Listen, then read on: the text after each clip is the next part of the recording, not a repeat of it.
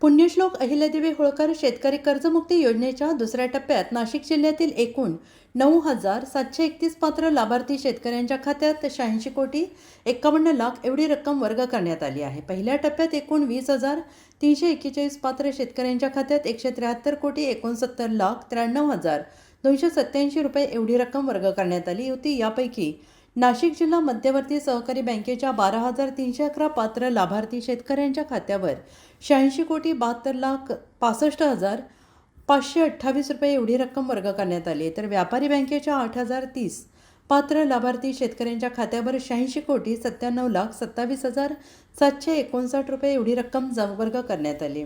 दुसऱ्या टप्प्यात एकूण 9,731 पात्र शेतकऱ्यांच्या खात्यात 86,51,00,000 एवढी रक्कम वर्ग करण्यात आलेली आहे। त्यापैकी नाशिक जिल्हा मध्यवर्ती सहकारी बँकेच्या 4,856 पात्र शेतकऱ्यांच्या खात्यावर 34,92,00,000 रुपये एवढी रक्कम वर्ग करण्यात आली, तर व्यापारी बँकेच्या 4,875 पात्र लाभार्थी शेतकऱ्यांच्या खात्यावर 45,57,00,000 एवढी रक्कम वर्ग करण्यात आलेली आहे। या योजनेअंतर्गत आत्तापर्यंत जिल्ह्यातील एकूण 30,072 पात्र लाभार्थी शेतकऱ्यांच्या खात्यावर एकूण 260,21,00,000 एवढी रक्कम वर्ग करण्यात आली आहे।